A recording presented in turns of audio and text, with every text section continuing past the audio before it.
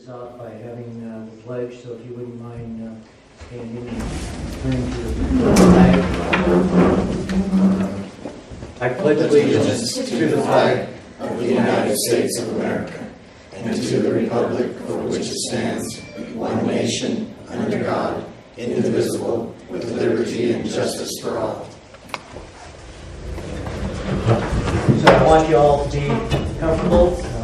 We've got some good questions. We've asked our central committee and a few folks, and they've turned in some pretty good questions for us. We do have some guidelines that we're going to try to kind of follow. We are going to let all candidates have a 2-minute opening, and our timekeeper here is Patty French. And so as we get into things, especially with the questions themselves are going to be a minute, and then we're going to have a wrap-up of 2 minutes. But as we're going along, as she's doing the timekeeping, we've got a couple of cards here, and we don't want it to be too, distracting, but we want you to kind of pay attention. So there's going to be one, a yellow one, for 30 seconds. So it's just kind of a reminder thing. And then the blue one, which isn't as bad as red, will tell you that your time is coming close, 10 seconds. And then the 2-minute wrap-up. And so I do want to welcome you here. I know this has been a challenging endeavor for all of you, and we're not over yet. People are getting their ballots, and they're going to be voting, and we know we've got some good candidates here. So we're hoping that those that haven't voted yet are paying attention. That's what we want those people out in the audience that are watching this to really pay attention to what you folks have to say. So I guess the other thing that I wanted to mention is the seating arrangement up here. We've got District 2 candidates and District 3 candidates.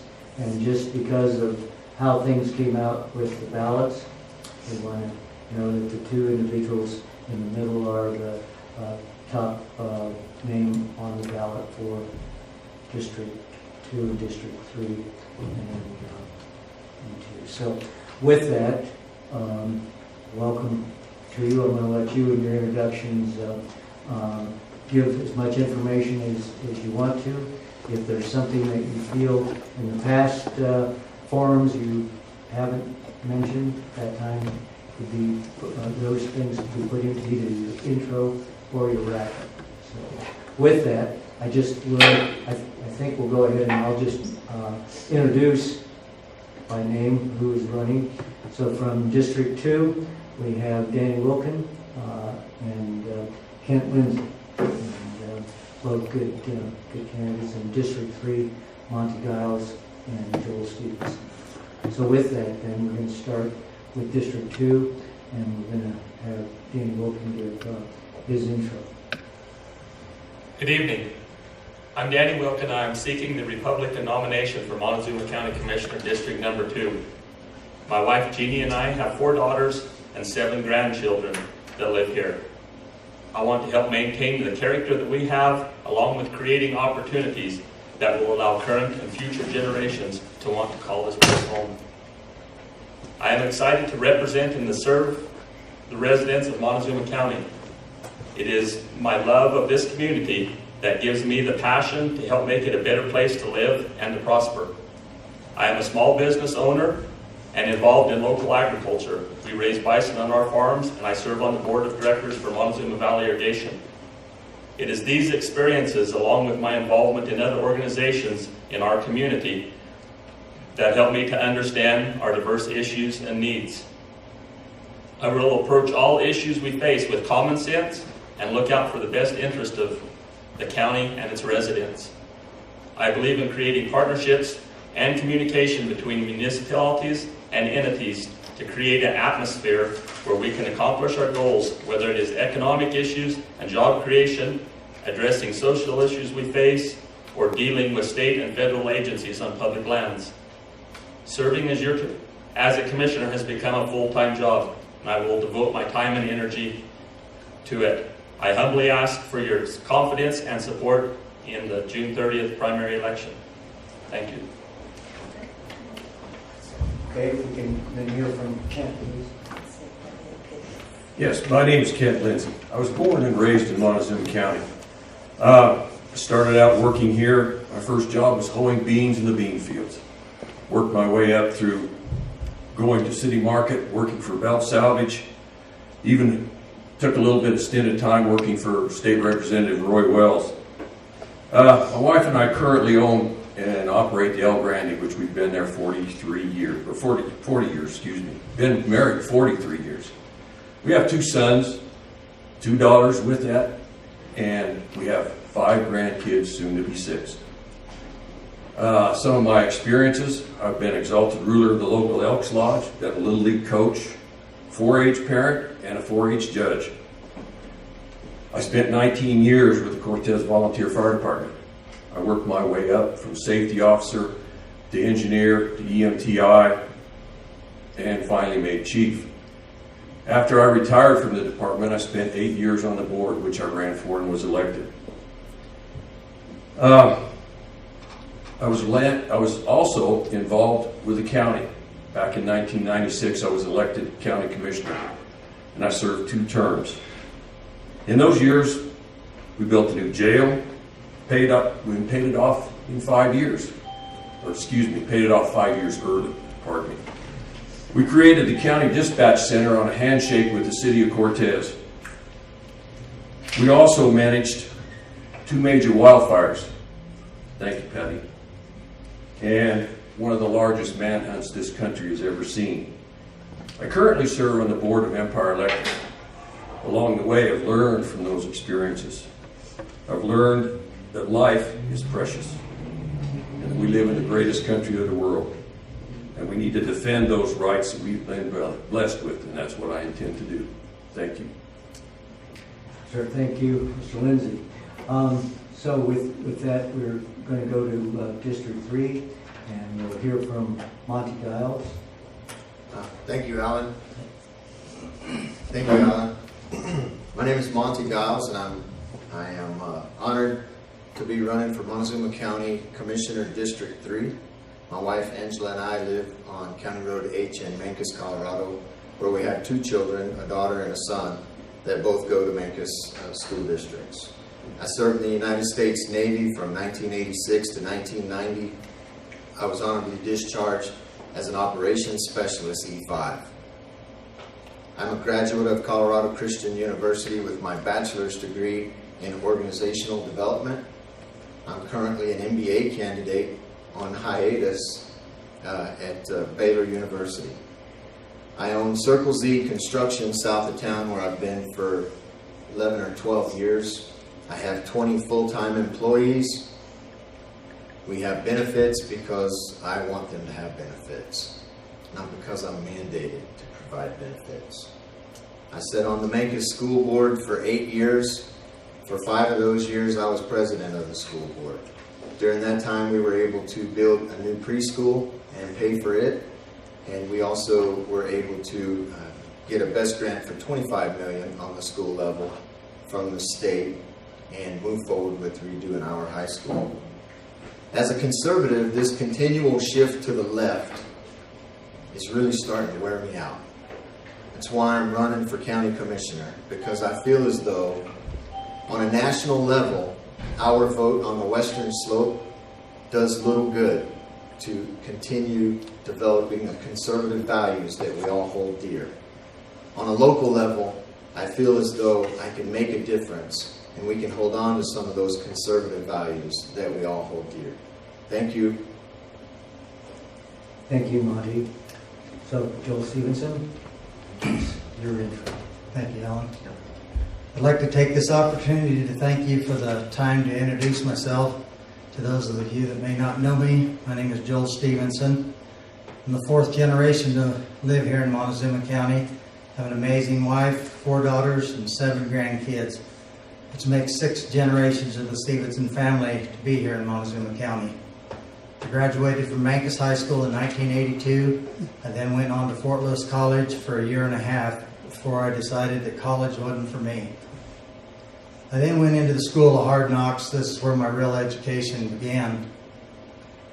This taught me everything from the values of a handshake Common sense is a good thing. Communication is key, and success and respect is everything. My great-granddad homesteaded here in the late 1800s on the property which I still live today. He was a freighter. He hauled goods from Pueblo to Cortez using teams and wagons. He helped settle this country. My family has been involved in the agricultural business one way or another all our lives there.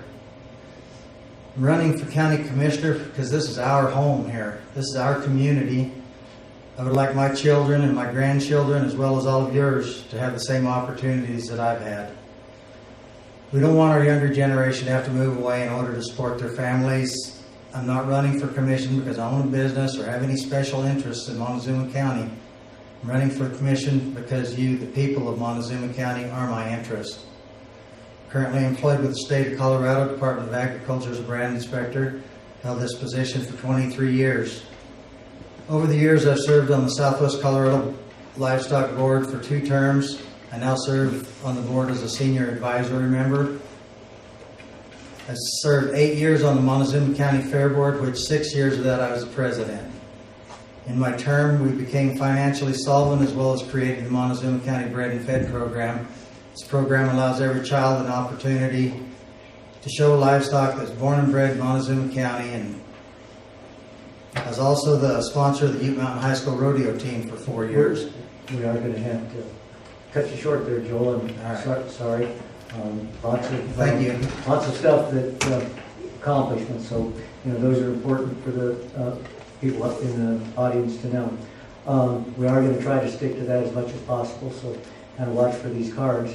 It is important for the audience to know who you are. One of the things that I want to say before we move into the questions, I have Casey McClellan sitting here next to me. He's vice chair of the Montezuma County Republican Central Committee. I was elected as the chair of that committee, and just wanted to let everybody know out there that we felt we needed to have this forum for the voters to hear one more time from you in this kind of a venue. So with that in mind, we have Bob Tolles also with the Central Committee here in the audience. And so we want the folks out there to know that we have some good Republican candidates running for this position of county commissioner. And we want to try and do our best here in Montezuma County with that conservative value that we hold dear. So one of the things that this reminds me of, with the ballots being out, it's time for all of us to cast our ballot. But what it reminds me of is a gentleman, an elderly man, who was in the voting booth.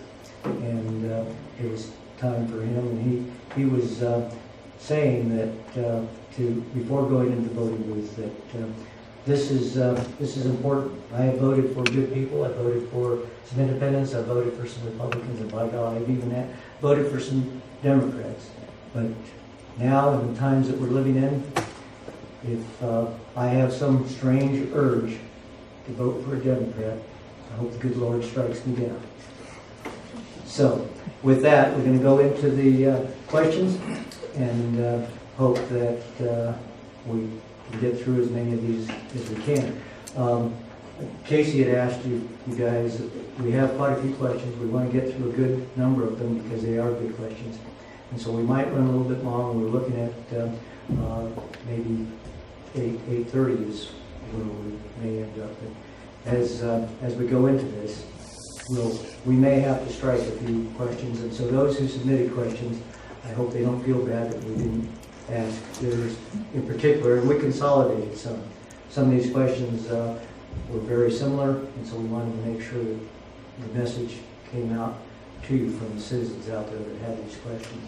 So I'll ask the first question, and I'm going to start with, again, District 2 with this question. We'll start with Danny Wilkin, and then we'll kind of move through the candidates as we go through. So I'll try to keep it straight in my mind as who's the next person that I'm going to ask the next question to. That's probably going to be the hardest part of my job. So anyway, with that, first question, and you probably have answered this in several ways, different times, but what is your vision for Montezuma County? So Danny, I'll let you start. You know, we live in a wonderful place. You know, we got clear skies, we got green mountains, green grass. It's a great place to grow up and live. My vision for Montezuma County is to, you know, really continue to expand the opportunities here so that while we all want to live here and we don't want the character of the community to change, we want to create opportunities so that our kids and our grandchildren can stay here. You know, we have different social issues and different things that, you know, we need to be able to face, and I want to take and work on those. I believe that in order for Montezuma County to really prosper, we have to come together as a community, and by that I mean the different entities and municipalities in it. I think that's truly the only way we can take and solve some of the problems and move forward with the different things and goals that we'd like to accomplish. Thank you very much. Kent, can you answer that question then for us? What is your Yes. vision? As far as a vision, Montezuma County, as Danny said, it is a great place to live, but I think we can do better. We seem to be at odds, and I think I'd like to help heal some of those odds in communication with municipalities, along with some of our special districts that are out there. They seem to be left out in the cold. We need to protect the businesses and economics that we do have here. We've let too many go by. We've lost some major contractors, major transports, and I think we need to try and rebuild what we had at one time. It's going to be difficult, and I don't have all the answers, but we can find them. Thank you. So to try to make this easy on the moderator here, myself, how we're going to go to the next candidate. We'll go to Joel, and we'll come back into the middle, and we'll kind of make that route as we go. So Joel, if you would answer the question, what is your vision for Montezuma County? My vision for Montezuma County is we are a very family-oriented community. I'd like to see that stay that way. I'd like to see jobs for our children here in Montezuma County so they don't have to move away from the county to be away from their families. There's lots of opportunities here, I think. We have lost tons of construction out of this country. I don't know why. We've got to bring guys in to do jobs and stuff all the time. I think the local construction deal, we need to try to bring some value back into agriculture. It's a dying thing here in Montezuma County. If we don't get some value put back in ag, and that's going to be a hard road for our younger generations to ever get into agriculture. Thank you. Monty. Thank you. So my vision for the county is to expand on what we currently have. And everyone up here knows we have agriculture, and we have the opportunity for tourism, and we have the opportunity for some exploration if O&G ever comes back around. But what we lack is a vision, a unified vision from all of the people in the county. All of the different entities are segregated, and each one seems to operate independently of the other. I would like to bring all of that together and start identifying opportunities with the different entities and bring them together with a common goal and a common vision. We need to identify the opportunities that we have in our county with the resources that we currently have. And then check our egos at the door and sit down at the table, everyone roll up their sleeves, and try to develop our county in a way that we all benefit from. Thank you, all of you. And so we're going to go to our next question, and we'll go to Kent then with this one. Is the role of government to create jobs or just make it conducive for companies to come here? Government itself doesn't seem to be able to create jobs very well. So they need to create the opportunity for jobs to come in. You do that by simple things like transportation. Can we get people in and out of here well? Are we a healthy community? Is our hospital up to standard? Are watching over what's being done? It's a lot of little things that seem to slip through the cracks that need to be redone and relooked at. But as far as creating jobs, government doesn't do well at creating jobs. Thank you. Thank you. So Joel, we'll go to you then. Yeah, the role of government is not to create jobs. The role of government is to protect the rights of the people so that they can make their own jobs, make their own futures. We need to protect people's rights so that they can flourish and go on with their lives and do better. Thank you. Monty? So the very simple answer is no. The government is not in the business of creating jobs. Currently, the government is very inefficient and creates bureaucracy that stifles the creation of jobs. You know, everyone stifled through regulation, through excessive tax. These are things that don't help jobs. These are things that hurt jobs. The role of the government should be, and should be in our county especially as we identify opportunities, to increase the opportunities for businesses to come here by paving the way and making the process much easier and much more friendly. So Danny?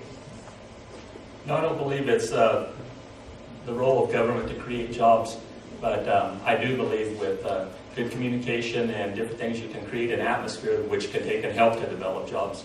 I think that's what you have to do as a county commissioner. As a county commissioner, we are the leaders of the community.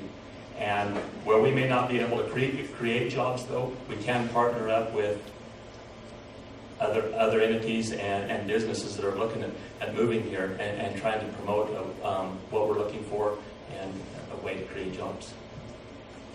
Okay, thank you then. So that now we'll go to Joel for this, start this one off. Highway 491 is designated a hazardous waste route. As a commissioner, what would be your priority level in interactions at the state and federal level to address that safety concern?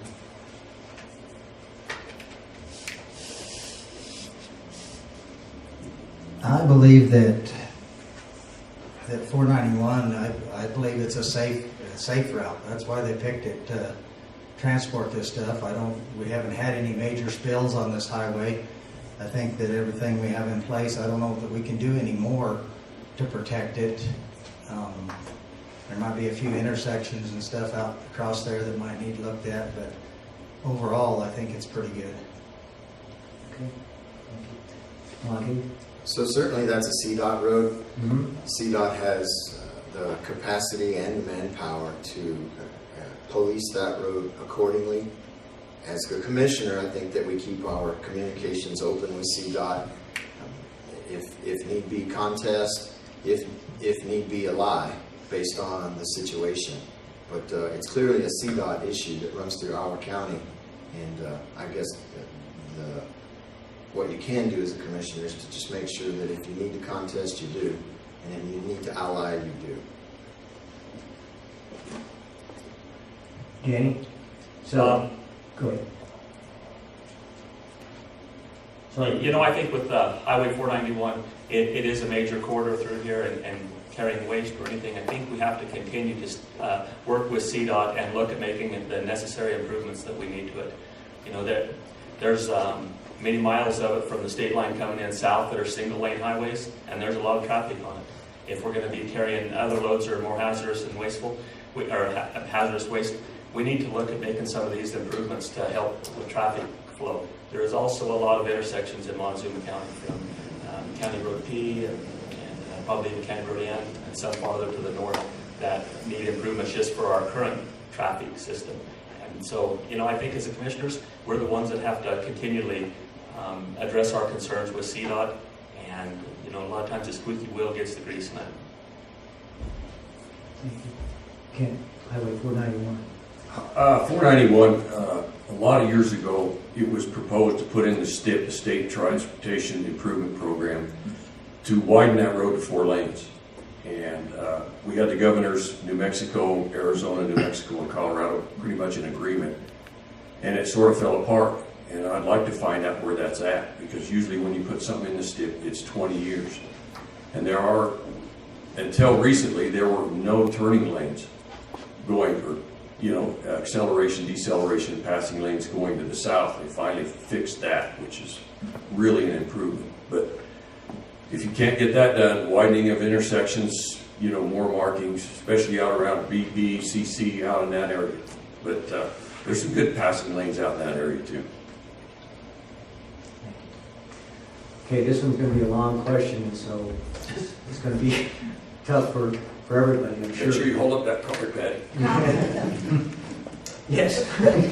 Get me through the question. Thank you. Annually, the county sets a budget based on the various departments' anticipated needs.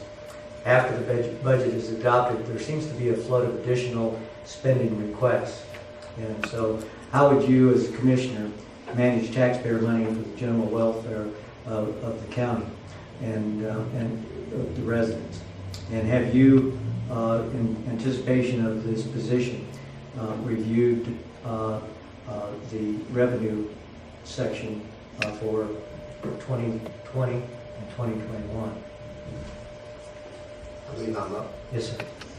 So I believe that I would address this in the same way that I will probably address most of the issues that come before me as a commissioner. I will first ask if what's being asked for, the budgets are set. The department heads go out, they come out, and then they come back, if I understand your question correctly, asking for more than the budget that had been allotted. So the first question I'm going to ask is it constitutional, what we're asking for? The second question I'm going to ask is, can we pay for what it is we're asking for? The third question I'm going to ask is, how are we going to pay for what it is we're asking for? And then, is it needed? So, empire building is something that I do not believe in bureaucracies and in the different departments. I will not be a fan of these things. I will tell you straight. Part of the reason that I'm running is because I do not like when bureaucracies empire build on my tax dollars. Thank you. So Danny, the budget and some of those floods of requests after it's been adopted? Well, I think it all begins with, working on the budget initially, and trying to come up with what the wants and truly what the needs are. I don't believe that necessarily taking and throwing more money at things necessarily solves any problems. So I think we have to take and, be straightforward with the elected officials and also the department heads and come up with realistic budgets that are going to take and work for them. And, I think if we plan that ahead of time, I don't see, unless there's different issues come forward, why there becomes a lot of reason that we have to change the budget. And I have looked at what we're looking at in 2021 and 2022. I actually went in and visited with our assessor, Leslie Buck, this afternoon about what Kinder Morgan's projected things, production and taxes were. And this year, their production, and it's based on 2019, and then their personal property tax is based on 2020. And this year there's going to be, it's a little bit higher than what it's been in the past. The problem is in 2021 or 2022, that's when the shortfalls are going to come in. Thank you. Ken? Yes, I've looked at the budgets, not in depth by any means. You can sit here and look at their budget book over here, and it's this thick if you really want to go through it. But when it comes to budgeting with the different departments, a lot of folks put in their wants, but you have to base your decisions on needs. And again, down the road, we're going to face a budget crunch to speak of, because when the Gallagher Amendment bumps up against Amendment 1 and it bumps up in lower assessed valuations, things are going to have a shortfall, and you have to look into the future and plan for that. And using conservative values, you have to always pace yourself at what you're doing. Joel, the budget and the departments are asking for additional. We should always take care of the needs before the wants. Make sure that is taken care of first. As far as budget requests, you would have to take that on a case-by-case basis and see what the need for those extra budget requests would be, and go for it from there. I believe most of the entities in the county, they set their budgets pretty fairly to start with, and there's a chance that they want to go over some of the budgets, but just make sure you take care of the needs before any of the wants. Very good. So back to asking Danny then for on this question. Citizen privacy rights, versus technology that government uses to collect data. Where do you draw the line? Example was La Plata County with their 5-year assessor land values used drones to come in and collect some of that data. Where do we draw the line on what is privacy to the citizens out in Montezuma County?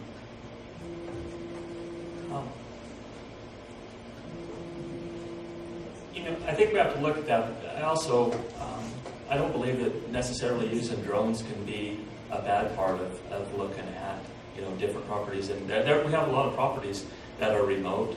There are properties that are hard to get to, challenging. Oh.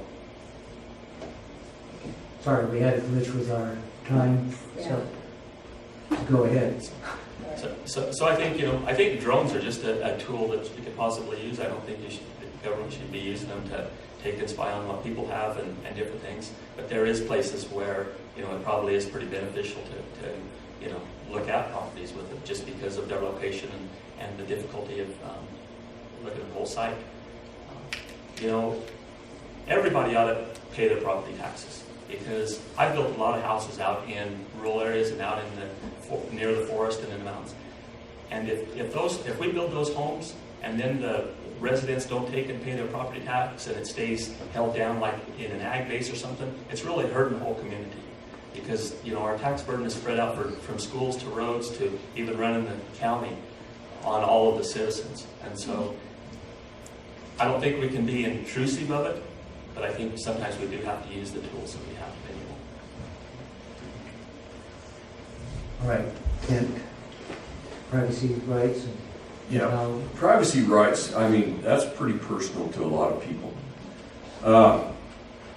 You can use drones, but I wouldn't be in favor of putting them over the top of somebody's house. That's still their space. I was taught a long time ago that everybody's property goes from the center of their property and no telling how far.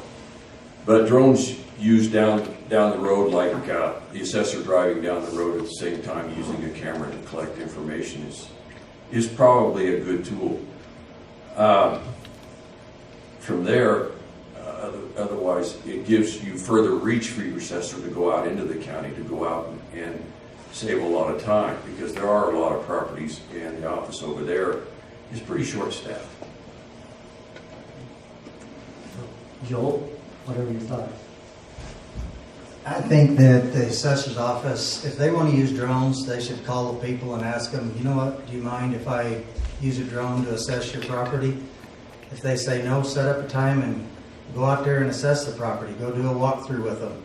I feel it's very intrusive to use a drone to go into somebody's private property, and they should have permission before they use it.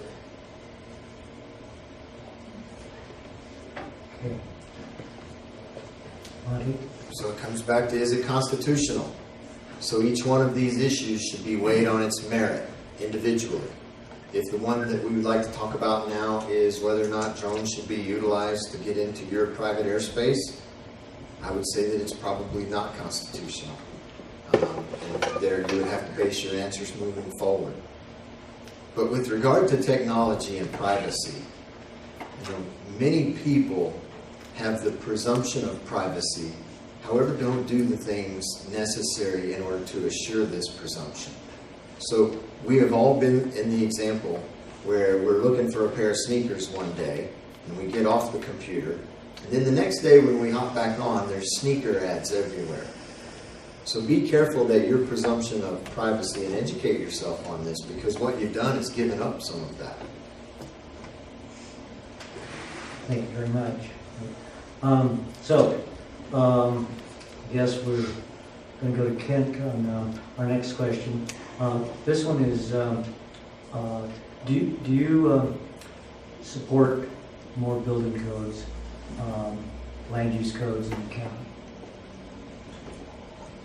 not without review of the existing codes. We already have electrical inspections by the state. We have plumbing inspections by the state. What the state doesn't do is certify and license contractors, and that seems to be part of the problem. We have some guys and gals running around that sometimes don't know how to build a house correctly.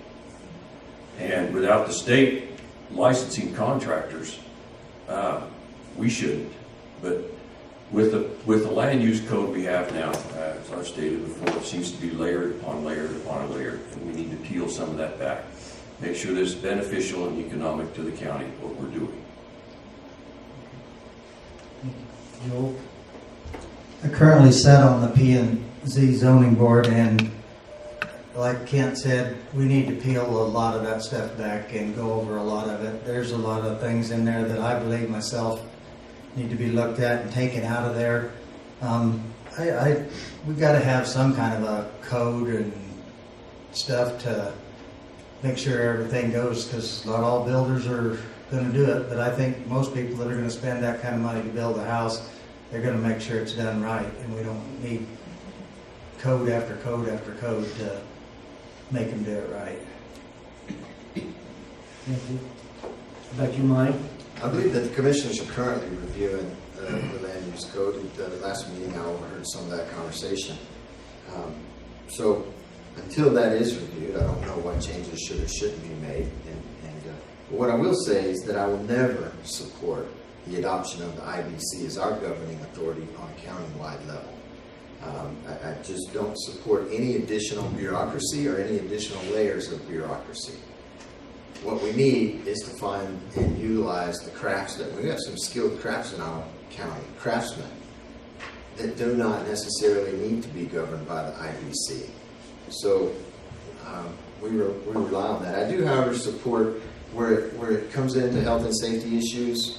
I think that there's a logical argument for those issues, electrical, plumbing, septics, that provide health and safety for that owner and all owners after. How much? Danny? As far as the land use code, I do believe it, it's a living document. I think that there's parts of it that, we continuously need to take a look at.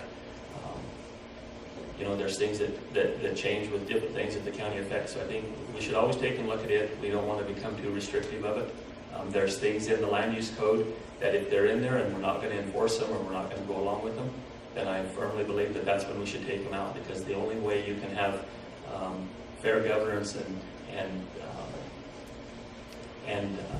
of the land use code is if everybody's on the same playing field. As far as building codes, I am a builder. I don't believe the county should take and implement building codes ran by the county. I believe most of the times when even the best intentions of government can sometimes run amok once they're put into place. And so what I did is I used to hire Wade Green. He was the city building inspector here. He created a small business where he would do inspections, and I would get all the same inspections in Montezuma County as I did in the city of Cortez. And that's how I prefer to do it, was with somebody else having a small business. Okay. Thank you. So we need to move on to the next set of questions that we had come in. So Joel is going to start this question. How would you show your diverse community? How would you show our diverse community that they are essential to the success of our county? The diversity of our county is what makes our county unique.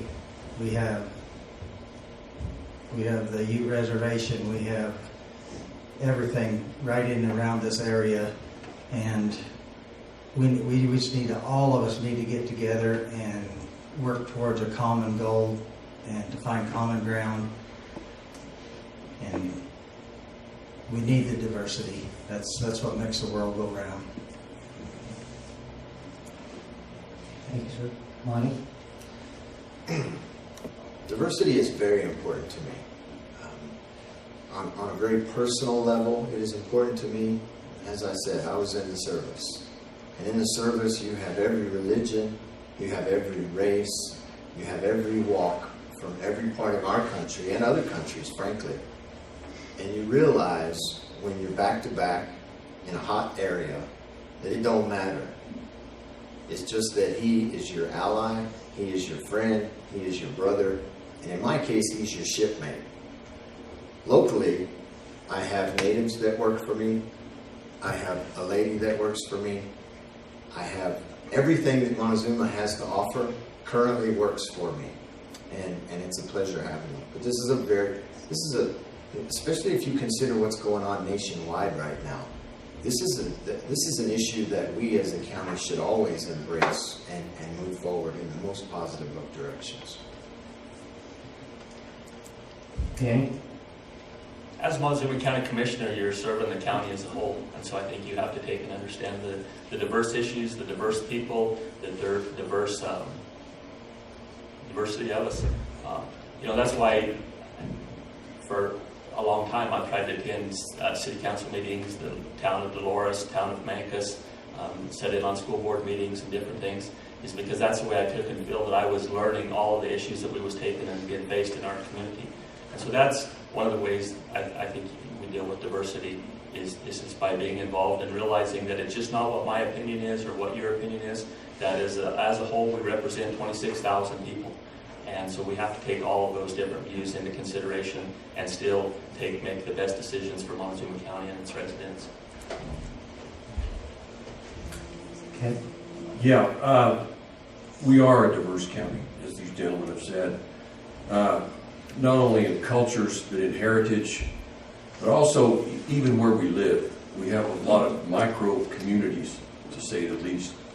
And I think the way that you treat them, if you treat them in an equal and fair manner across the board, make sure everyone in your government is doing the same thing, I think that shows them the respect that they really require. Okay. So, what proactive strategies, and this is going to go to Monty. What proactive strategies will you implement to recruit businesses appropriate to the county? Okay, so again, I think that we bring together the right people. I think that the right group of people brought together in the right brainstorming and the right environment, we start identifying those assets that we in Montezuma County have to offer. And then we develop a marketing package around what we have to offer. Some of the things that we do have to offer are space, roads in, roads out. We have a workforce that is underemployed. We have a fairly inexpensive workforce when it comes to countrywide basis. So we get together with the right people, we develop a marketing plan based around what we as Montezuma County have to offer, and then we go out and solicit this to the other areas of the country. Thank you, sir. All right, Amy? Well, I agree. It all starts with trying to bring all the partners of our community together, and then start looking at long-term goals and short-term goals. We're not going to take and find something that's going to replace Kinder Morgan overnight, but if we can start planning on it right now and set out a short-term goal of 5 years, we hope to have attracted something here or diversified our economy a certain way, and then set out, look at 10 years and even 20 years goals. I don't believe that you can really ever know which direction you're going to go and get where you want to if you don't set some goals or a plan. A lot of us, when we travel, you still start out with a roadmap of knowing where you're going to go and where you want to end up. We may change courses along the way, but I think it all begins with that, and it does start with also involving everybody in the community. Okay. Yes. You start by setting a good foundation for your community. We know we have a lot to offer as far as views, sunsets. We're able to have tourism here. We've got water, lots of water until this year. And you build off of that. We need to look and see if we are at the technological edge that we need to be.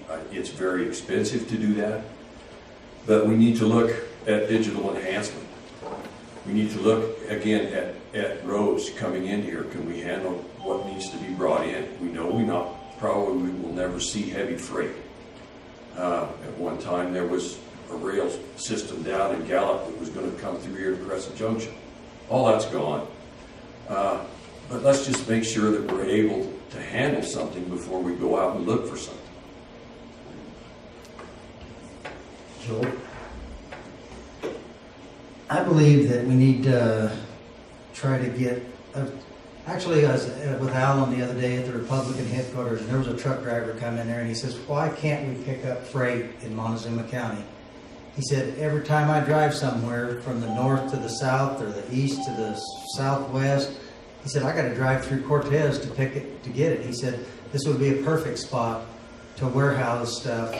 And I think that's something that we would need to research and look into, because it would be something, the expansion of the airport, I believe, and if that's something we need to research too. We need to go to these different entities and see if it's something that will work for this community. But I think that would be a big plus to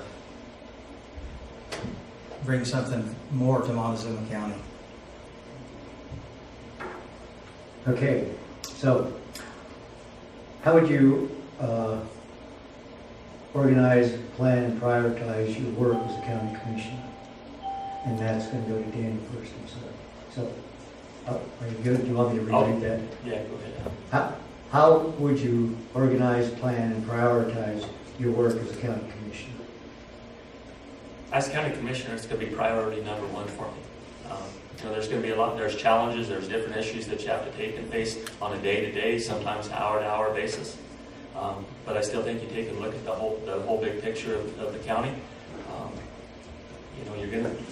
County commissioners, it's not just a one-day-a-week job anymore. The current commissioners are in meetings all the time about different things that affect us.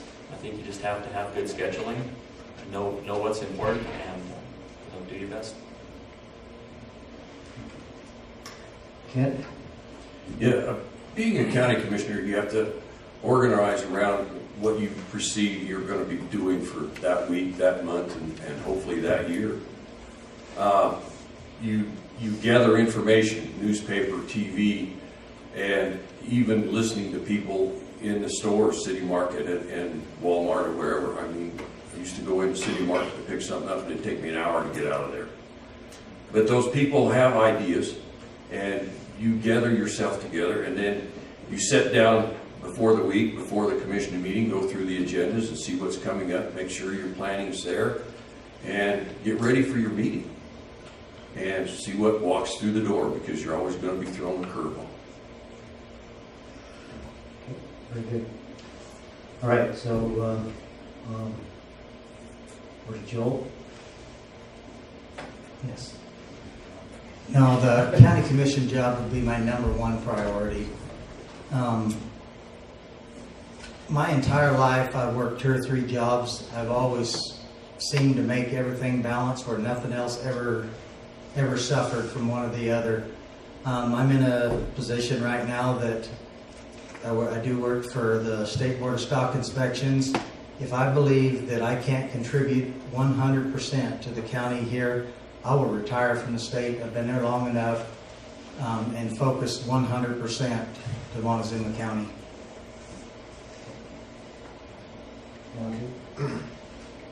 So you first must identify what the workload is, and with the exception of Kent, we really don't know what that workload will be. I would imagine that each one of us gets assigned some collateral duties, so there'll be the understanding of what those collateral duties require. And then I'll dedicate the time necessary to achieve the goal. And the way that I run my business, and the way that I run my consulting company, and the way that I run my cattle is the same process. You identify the time requirement, and you work that time requirement in. I also feel as though in the beginning, there'll be a lot of late nights, and a lot of reading, and a lot of understanding. But coming in flat-footed, not understanding a great deal about the job, the learning curve is going to be very, very steep, I would imagine. Very good, thank you. So, we're going to go on to another section of questions here, and so we're going to start with Kent. As a commissioner, you represent all of Montezuma County. Would you tell us what you have done or will do in the future to strengthen the relationships you have with municipalities in the county? How important do you feel it is to attend the board meetings in Cortez, Mancos, and Dolores?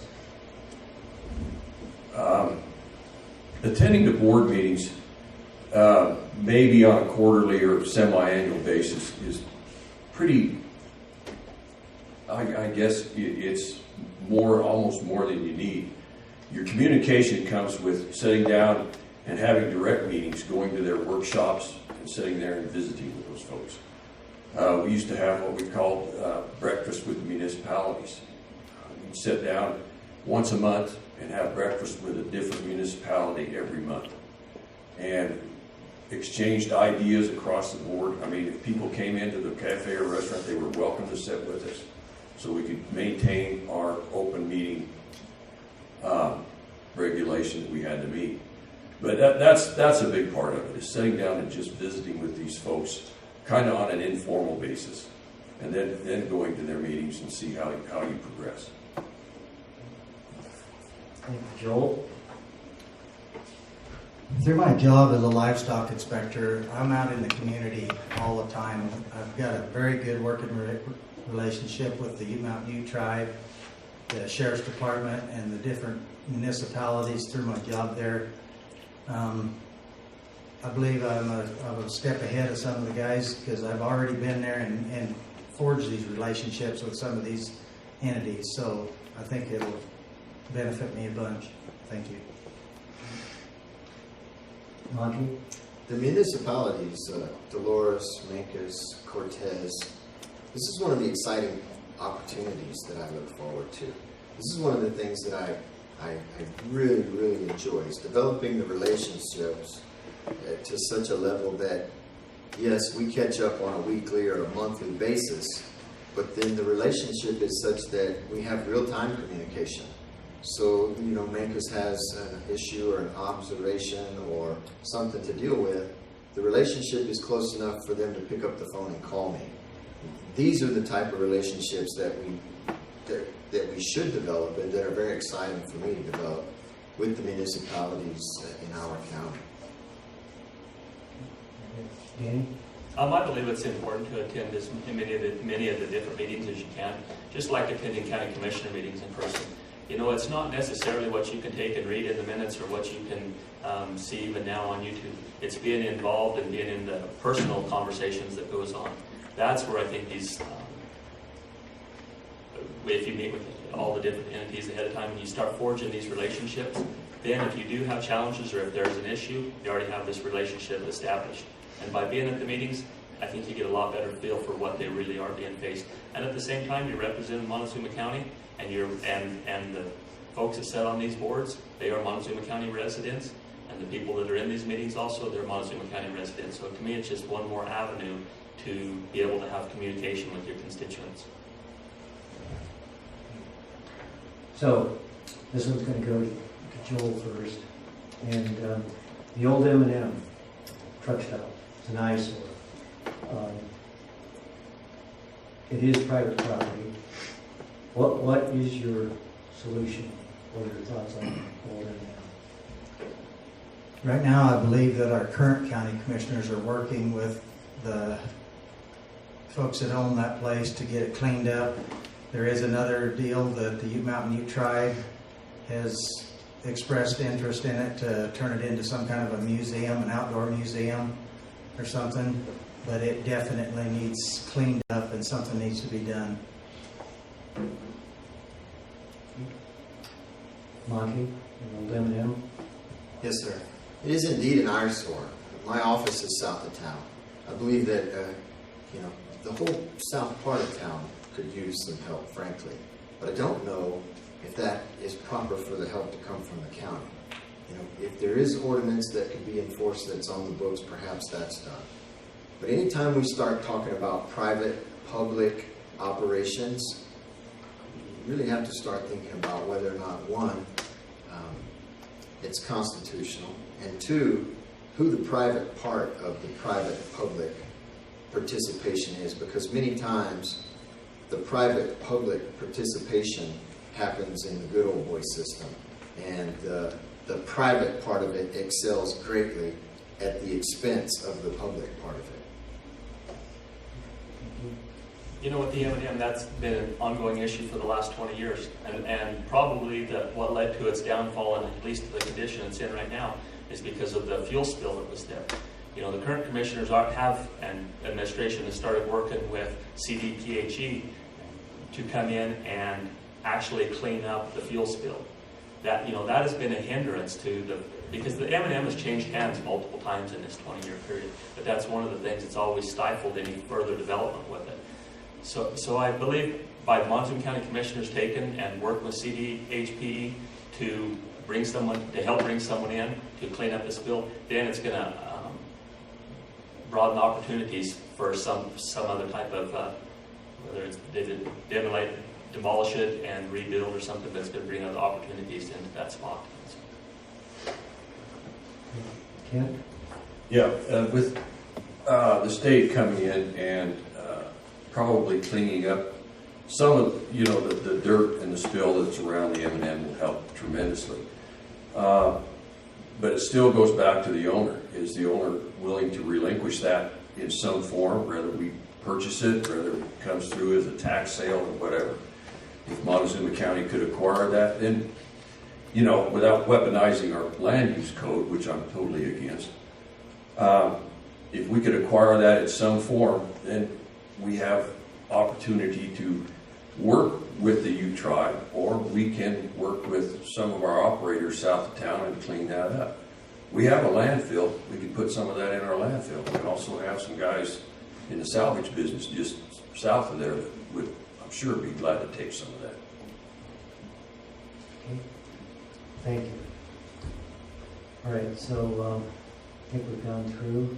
I'll let you answer that one, Joel. You started that. Okay. Monty, is there a need for a convention center in Montezuma County? I'm sorry, say that again? Is there a need for a convention center in Montezuma County? How would everyone get here? I mean, I know I'm being a bit facetious, but there's things that Montezuma County needs. I don't know if a convention center is one. If there's some data out there that supports this, I would happily look at it. It's an interesting concept. The first thing that comes to mind for me is, what would it be used for? And then how would people get here? Our airport is very limited.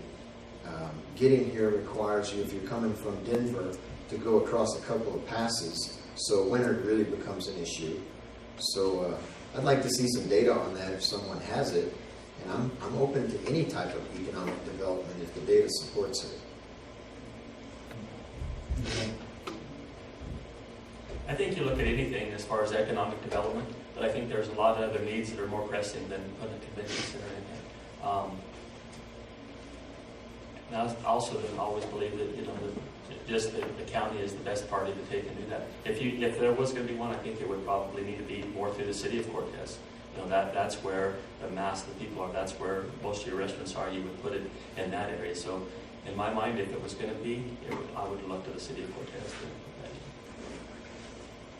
in. Okay. Kent, your thoughts? I have to agree with Monty. Is the need there? Do we have a need? I haven't heard of anybody losing a convention here in Montezuma County. Maybe I'm just misinformed. A lot of years ago, the biggest convention I can ever remember having was an Elks convention come in, and we housed 857 people here. Fed them all at the fairgrounds and had a heck of a good time. But since then, we've had a lot of smaller conventions come in, but all of our facilities that are here have taken care and handled those. We have room facilities handle up to 300 people at different locations. So it better be a good presentation for me to jump on board with this. All right. Thank you. Joel? First, I would have to see the research that backed the need for a convention center. Like the economic development part of it, I'm all for it if there's a need for it. But you would have to do a lot of extensive research to find out what that need would be. Thank you. Okay. I'm going to go to a late question that was brought in, and And it has a lead-in that will take a little bit of reading. Then the question is basically at the bottom of this long reading, but there's never a shortage of good ideas and places to spend money. There's never enough money to implement all the good ideas. With both of these are tourism. How will you vote when people come to use the public money for this great idea that will make our community better than Durango? So take the proposed bike path from Cortez to the entrance to Mesa Verde. Should public money be spent to finance the bike path that will only benefit maybe 10% of the residents of the county? Would it be better to secure private funding to build and maintain the bike path? Is saying that the revenue from all of the out-of-towners that use the bike path will generate positive income for the local business a valid point? Taxpayers are still out the money to build and maintain a bike path. Should the restaurant, bike stores, hotels, motels reimburse the taxpayers for this expense to build and maintain?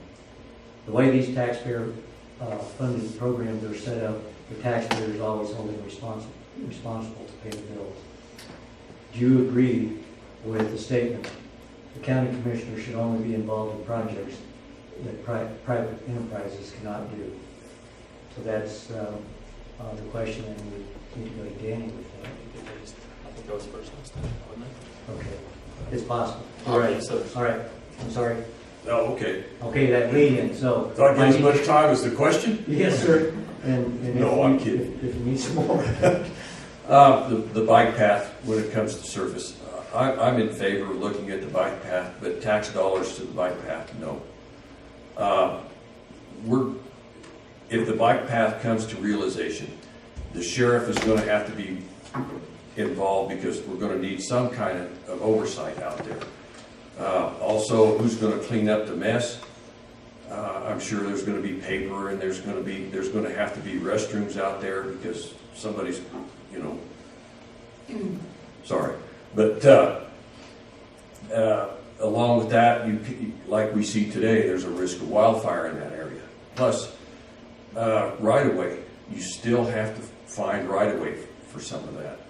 But Montezuma County has seen its share of good ideas, and some have developed, but a lot of them have not. So you have to weigh yourself and weigh the options and gather as much research as you possibly can. But to do, the question is full of traps. But as of right now, that's kind of where I stand. And that was a pretty mushy answer. Thank you. Joel? I actually spent about an hour on the phone with James Dietrich on this subject a couple days ago. And this Paths to Mesa Verde, it's been in conception for 20 to 25 years already. We're in a three-way partnership with the town of Mancos and Cortez. We've already invested $40,000 of the county's money in this deal. It's kind of looking like the Central Federal Lands Highway Division is going to be the ones that take over this project. And right now it looks like it's going to be put in the state highway right away. There's not going to be any private property that's going to be brought into this. So I'm in favor of it and going forward with it. I think it's something that is going to bring our communities together, our municipalities. It's going to be a good faith gesture to Mancos and Cortez, something that'll start bringing us together. Thank you. All right, thank you. So then we're going to go from there. We're going to go to Do I get to Monty. answer? Yes, sir. Yes, sir. That's right. I'm sorry. That's okay. I had to look at my notes. No, I wasn't going to let you bypass me. Very good. Thank you. So the short answer is I don't agree necessarily with tax dollars being spent on pet projects. Now, I don't know some things about this, but everything that I have heard and read is that it's a pet project. And I have also not seen the data that supports the revenue that would offset the county's outspend for this particular project. All the cars that I see pulling in there, for the most part, are from somewhere else. And they don't stay in our hotels. They turn around and go back to Durango or they go back to Moab. And they usually pack their own lunches, and they drive their Subarus, and they get their fuel from wherever they come from. So unless there's some data out there that really supports this on an economic level, I wouldn't be for spending any further tax dollars on it. Nate? So, you know, it is a project that's in the works, and there's been some grant money to help with the planning of it and stuff. I think there's still too much out there to really say whether, yes, I'm all for it or I'm not. You know, I think you got to take a look at everything economic-wise, development-wise and stuff, and see where it might bring in some money to the county and businesses. I don't necessarily think the county ought to spend the money, the taxpayers' money, our county money for it. There is a lot of other things that we probably have a bigger need for. And it's the same way with every pet project. I think, or I don't want to say, I got that one from money, of these projects that come in, is that, you know, I think you have to take and look at, as the county of a whole, is this where we need to take and spend the money, and is there going to be a benefit to the county, you know, if we move forward with this? Thank you. So we received some other questions, and Casey's going to ask these questions of you, and so I'll let him go ahead and take care of that. Okay, let's see, who we with right now? Oh, I'm sorry. We can't, Joe. So, okay. Please give us an example of where you have used your communication and negotiating skills in building bridges between and fostering relationships with other individuals and organizations. I believe that this is something that we all do on a day-to-day basis with our families, with our friends, with everything that you do in life. You have to negotiate with people. Throughout my life, I've been self-employed. I've had negotiations with other people in my business. It's something that you do on a day-to-day basis, and just the way life goes.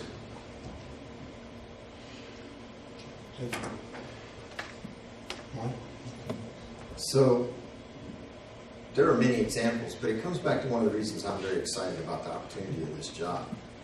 It's building these relationships that are contentious at this point. So when I did represent the county in the construction of the combined courts, throughout that entire process, I interfaced with the county and with the city, because that particular building is built inside the city limits. And it was tedious at times going through the city engineer, the city manager, the building inspector, all of these city employees, and none of them were in a hurry at that time to help the county. And it was a relationship building process that lasted nearly 2 years. But at the end of it, I had pretty good working relationships with all those people inside the city organizations that in the end had helped us bring that project to fruition. I've been a general contractor for 20 years, and a lot of times I'll build, you know, for 5 to 10 different people in a year or different projects and stuff. You know, that's where it goes right on into budgets. You know, you look at big budgets, little budgets, and then you try to see what their needs are and what they can really afford. I think I've taken and built those relationships because as a contractor, I'm working with my customer. As a Montezuma County Commissioner, I'm going to be working with our constituents and the other entities.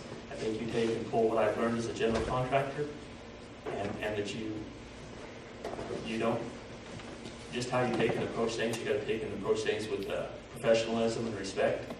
And it's like serving on NBI's board of directors. You know, we have to take and have discussions amongst ourselves. We don't always agree, but we have to come to a understanding. And then also dealing with, you know, Colorado Parks and Wildlife and division or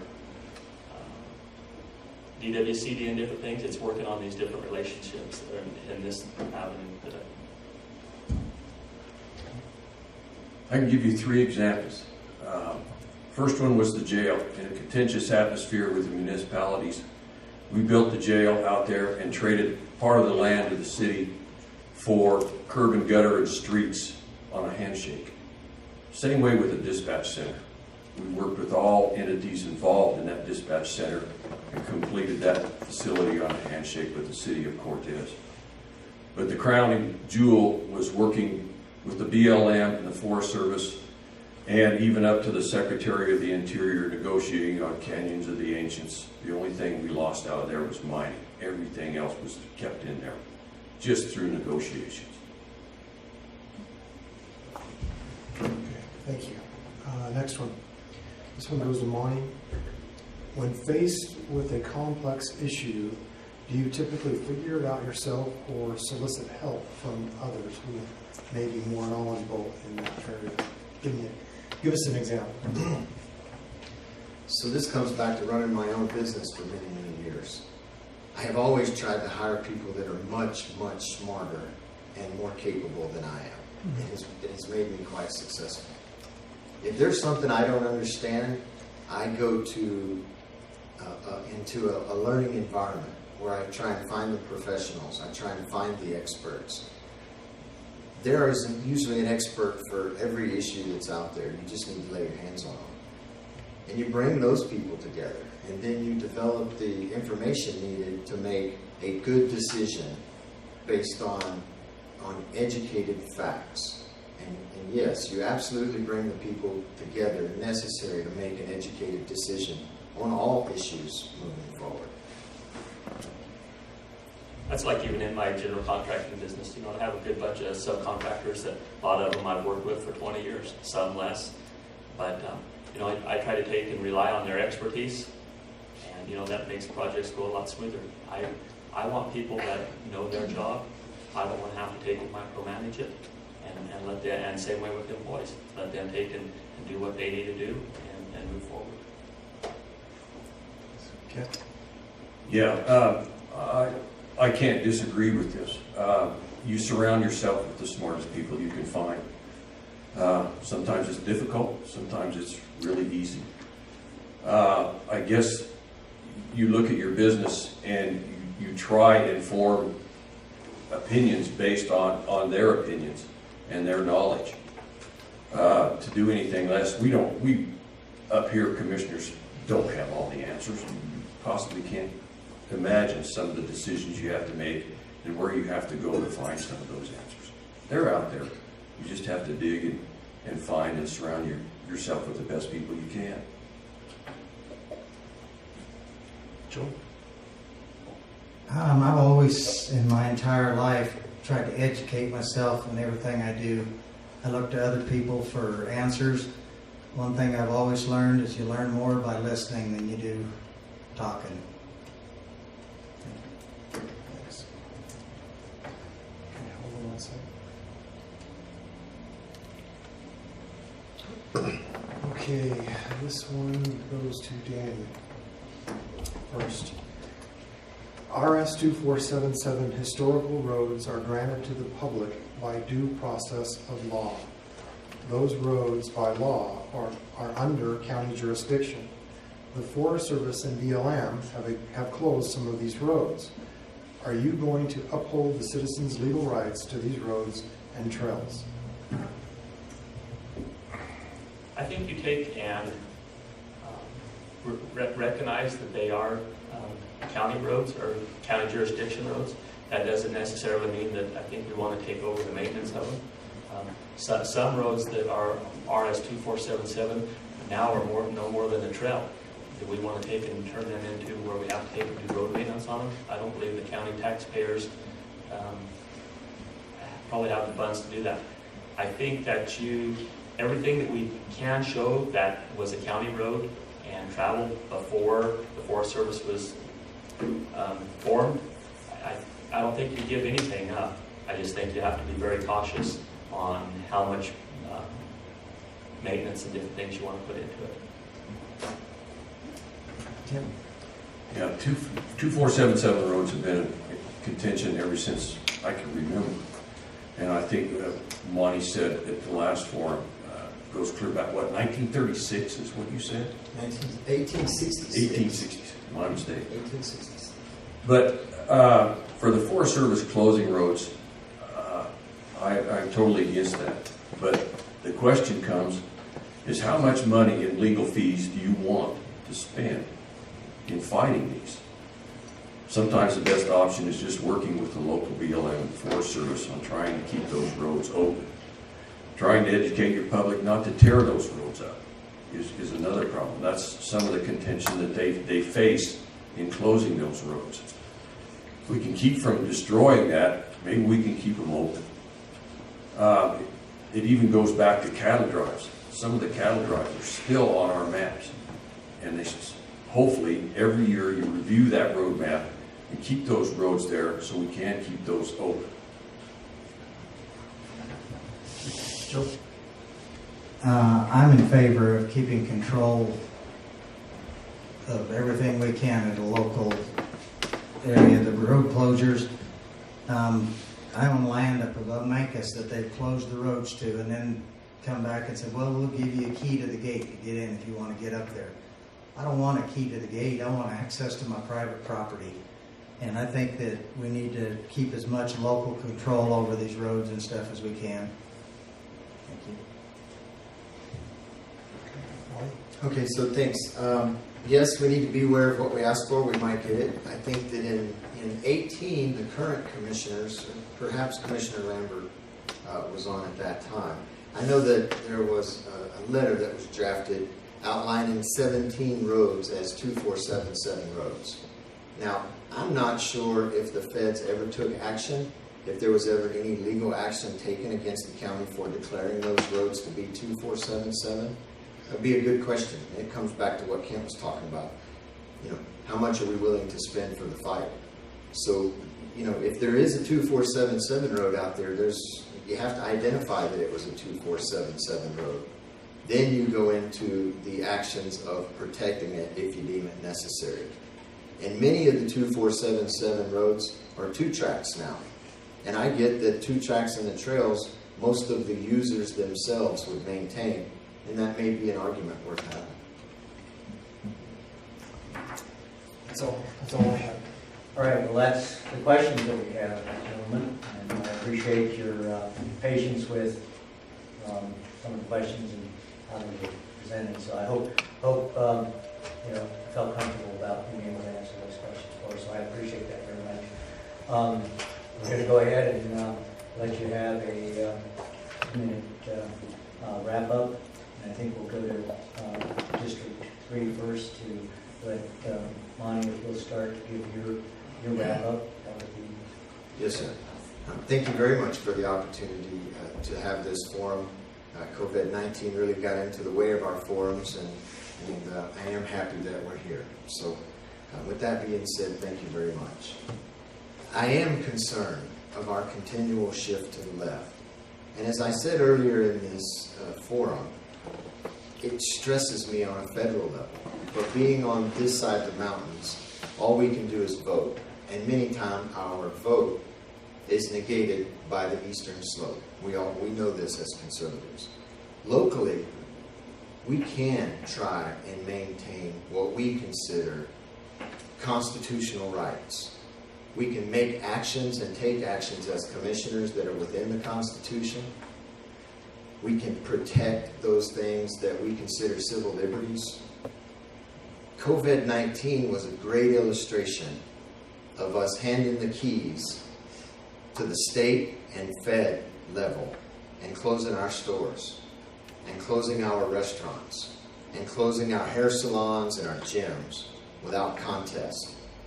Now, I don't know what happened, so I'm not going to beat up on the current commissioners. They might have fought like dogs, and we just don't know because we don't know. But I can say that us as a county allowing this to happen only sets a precedent for next time. And had we contested it loudly as a group, as a county, we may have been able to reserve and save some of those rights and not given those freedoms away to the state and federal levels, because they chose to close our businesses down. And they don't pay our mortgages, and they don't pay our bills, and they don't feed our children, and they don't fund the things necessary for us to have a fruitful life. It was unconstitutional, And those are the reasons that I want to be commissioner for District 3, so that I can fight to keep those rights. Joel? Well, thank you for this opportunity. The COVID deal has made it very hard to get our message out. One thing it has done for me is it has allowed me to connect more one-on-one with a lot of people. Lots of phone calls, lots of conversations. Hindsight's 20/20. I don't know what I would have done right off the bat, but I do know we'll fight like hell to ever let it happen again. They fool us once, that's not going to happen again. But I'm here because my heart's in Montezuma County. I believe in this county, and I believe in the people of Montezuma County. That's why I'm running. I'm running for the people of Montezuma County. That's why I'm running for commissioner. Thank you. Danny? Once again, thank you guys for putting this on. I really appreciate the Republican Central Committee doing that, and Patty and Alan and Casey and Bob. I'd like to thank everybody that was able to come in tonight, and then also everybody that's on Mesa TV. And I'd like to thank Jedediah for putting this on and on Mesa TV so that people can see. I'm running for county commissioner because I love this community. My heart is truly here. I don't have any preconceived agenda that I want to take and accomplish as a county commissioner. I just want to take and work for the people of Montezuma County and make the best decisions I can. I do believe that my diverse background of construction, agriculture, different things that I've done, and then community involvement has given me a good perspective on this county. I want to come in and make good financial decisions. I don't know everything. None of us up here know everything. But I can tell you that I'm going to take and work hard and do everything I can, to make Montezuma County and all of us prosper. And thank you very much, and I appreciate your support in the June 30th primary. Yes, I also would like to thank everybody for coming in, and the Republican Party and the Central Committee for putting this on tonight. We haven't had much of a chance to get out there and meet with a lot of people because of the circumstances that have gotten in the way. When you're a commissioner, when you're elected, and whoever's elected to this job is going to have a unique opportunity because the Democrats haven't run anybody. Unless an independent steps up, petitions in, which I don't think I see happening, you're going to have a unique opportunity to become a commissioner early. You get to look at all the issues. You get to work with your other commissioners, and even Mr. Candelaria, who will be here, and it will give you a learning curve advantage. When you step up here, and on that day in January, when you raise your hand, you swear to uphold the Constitution and laws of the United States and of Colorado and of Montezuma County.